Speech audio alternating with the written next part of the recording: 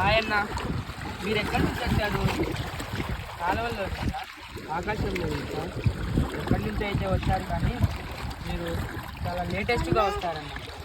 నేను కూడా మాట్లాడుతూ ఉన్నా.